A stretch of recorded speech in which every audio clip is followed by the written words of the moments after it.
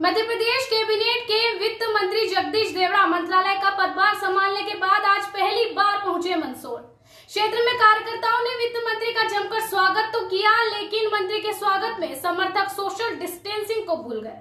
Social distancing के नियमों को तार-तार करते दिखे। देखिए इस रिपोर्ट में। मध्य प्रदेश कैबिनेट के वित्त मंत्री जगदीश देवड़ा मंत्रालय का पदभार संभालने के बाद आज पहली बार मंदसौर पहुंचे। गृह क्षेत्र में कार्यकर्ताओं ने वित्त मंत्री का जमकर स्वागत तो किया, लेकिन मंत्री जी के स्वागत में समर्थक सोशल डिस्टेंसिंग को भूल गए। भीड़ के बीच मंत्री जगदीश देवड़ा का स्वागत हुआ। गौरतलब है कि आज देश भर में कोरोना के 32,000 से ज्यादा मामले सामने आए हैं। मंदसौर में बीते 2 दिनों में 50 से ज्यादा मामले सामने आए हैं। हालांकि वित्त मंत्री जगदीश देवड़ा ने मामले में सफाई देते हुए कहा कि हम सबको मास्क और सोशल डिस्टेंसिंग का पालन करना चाहिए। वहीं गुना मामले पर वित्त मंत्री जगदीश देवड़ा ने अपनी सरकार का बचाव करते हुए कहा है कि कानून के अनुरूप दोषियों पर कार्रवाई की जा रही है। मामले में किसी भी दोषी को बख्शा नहीं जाएगा। वहीं कांग्रेस पर निशाना साधते हुए कहा कि कांग्रेस ने जनता से किए वादों को पूरा नहीं किया, इसी कारण कमलनाथ को नीचे आना पड़ा। वित्त मंत्री देवड़ा ने यह भी माना कि प्रदेश की आर्थिक स्थिति कोरोना संकट के चलते ठीक नहीं है, लेकिन प्रदेश के विकास के लिए हर संभव प्रयास किए जाएंगे। वहीं मंत्री देवड़ा ने यह भी माना कि मंत्रिमंडल के विस्तार के बाद नेताओं में नाराजगी बढ़ी है, लेकिन मंत्रिमंडल में सीमित नंबर होने के चलते मुख्यमंत्री शिवराज सिंह चौहान ने जो ठीक हो सकता है वो किया है। मंदसौर संवाददाता देवेंद्र मौर्य की रिपोर्ट। सभी लोगों से मैंने अपील की थी, आने के पहले भी मैंने कहा कि सब मास्क लगा करके रहे। यहाँ मास्क का वितरण भी कर रहे हैं। मैं सब बंधुओं से फिर अपील कर रहा हूँ कि सोशल डिस्टेंसिंग का पालन भी करें, खुद भी सुरक्षित रहे, दूसरों को भी रखें, परिवार को भी रखें। ये हम सब लोगों की जिम्मेदारी है। मैं फिर अपील कर रहा हूँ और हम सब लोग उसका पालन करें। वैधानिक कार्रवाई जो कुछ होना है वो बिल्कुल होगी। किसी भी अपराधी को बख्शा नहीं जाएगा। कड़ी से कड़ी कार्रवाई जो होना चाहिए वो होगी। कहना कि नियम प्रक्रिया से जो कार्रवाई होना है, चाहे उसमें कोई भी हो, वो कार्रवाई होगी। ये थोड़ा सा मुझे लगता है कि विवेचना वगैरह होगी। वहाँ पर जो भी जांच हो रही होगी वो जांच होगी। जांच में जो लोग दोषी पाए जाएंगे उनके खिलाफ कार्रवाई होगी। यहाँ मैं वहाँ प्रत्यक्ष तो था नहीं, लेकिन जो कुछ सुना है मैं तो यही कहूँगा कि जो भी होगा वो निष्पक्ष जांच होगी। अब कांग्रेस की गलत नीतियों के कारण कांग्रेस के बड़े बड़े नेता कांग्रेस छोड़ करके भारतीय जनता पार्टी में आ रहे हैं, तो ये हम सब लोग देख रहे हैं। ये बात सत्य है कि मंत्री तो कम बनते हैं, संख्या लिमिट है।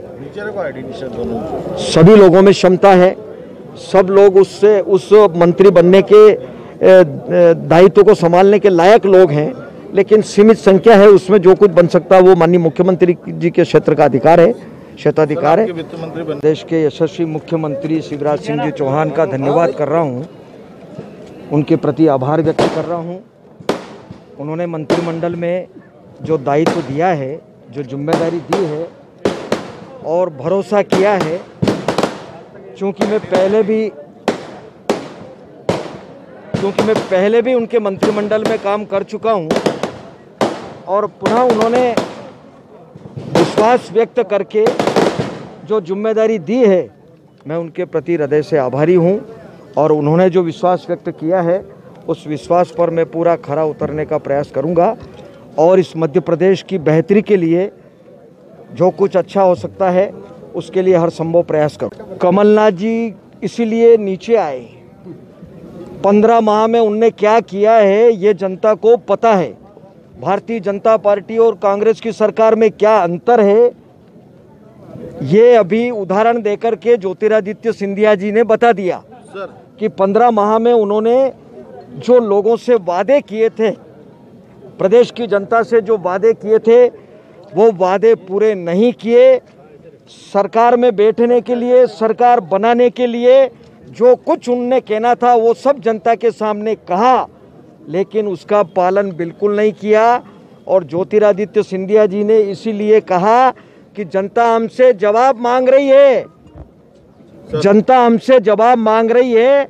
आप या तो 2 लाख के कर्जे माफ करो, बेरोजगारों का रोजगार भत्ता दो, जो कुछ उन्होंने आपने कहा वो पूरा करो, नहीं तो फिर मुझे सड़क पर उतरना पड़ेगा। लेकिन साहब अब बीजेपी से मांग उठ रही है कि 2 लाख का कर्जा बीजेपी माफ करेगी। अब ये सरकार बैठी है, कांग्रेस ने बहुत कुछ बातें कह दी, लेकिन इस समय वैश्विक संकट है, वैश्विक संकट चल रहा है, पूरे विश्व का संकट है। कोरोना जैसी महामारी इस देश में चल रही है, प्रदेश में, पूरे विश्व में, और उन सब कठिन परिस्थितियों में मुझे लगता है कि खजाने की स्थिति और सारी स्थिति वित्तीय संसाधन को देखकर जो कुछ इस प्रदेश के लिए हो सकता है वो करेंगे। मुझे गर्व है कि कांग्रेस की सरकार ने, कमलनाथ जी ने गरीब लोगों के लिए जो योजनाएं बनाई थी, संबल योजना जैसी योजना बनाई थी, वो योजनाएं कांग्रेस की सरकार ने, कमलनाथ जी ने बंद कर दी थी, लेकिन अभी शिवराज जी ने फिर चालू किए।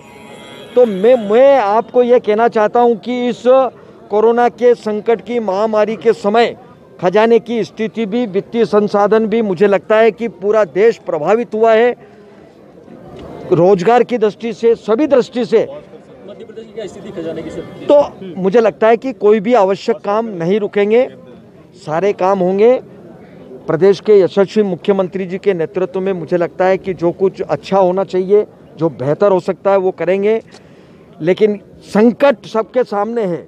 मैं अपील करना चाहूँगा कोरोना के इस संकट में कि जैसा कि प्रधानमंत्री जी ने कहा था कि जान है तो जहान है, ये पूरा देश जानता है कि इस समय सारी चीज़ें बंद हुई, रोजगार प्रभावित हुए। इस संकट को देखते हुए जनता भी साथ खड़ी है।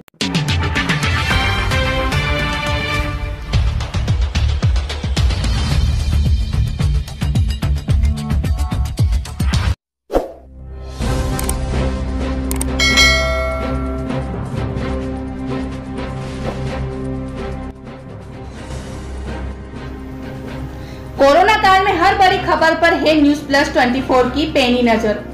क्षेत्र की सबसे बड़ी खबरों की जानकारी के लिए देखते रहिए आपका क्षेत्रीय न्यूज चैनल न्यूज प्लस 24। क्षेत्र की तमाम बड़ी खबरों के लिए बने रहिए न्यूज प्लस 24 के साथ। हमारे यूट्यूब चैनल को सब्सक्राइब करना ना भूलें। बेल आइकन पर जाएं और सब्सक्राइब करें हमारे यूट्यूब चैनल न्यूज प्लस 24 को और पाइए सबसे पहले क्षेत्र की सबसे नई रोचक खबरें। YouTube चैनल के साथ ही आप टीवी चैनल पर भी ले सकते हैं क्षेत्रीय खबरों की जानकारी। जनता के मुद्दों को प्राथमिकता से उठाता रहा है न्यूज प्लस 24। आगे भी बना रहे आपका सहयोग। ज्यादा जानकारी के लिए करें YouTube चैनल न्यूज प्लस 24 को सब्सक्राइब या RSC digital Garod news channel पर देख सकते हैं प्रसारण।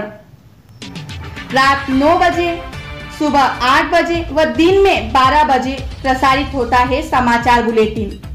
साथ ही यदि आप देना चाहते हैं कोई सुझाव तो करें कमेंट्स बॉक्स में कमेंट। न्यूज प्लस 24, सच्चाई आप तक।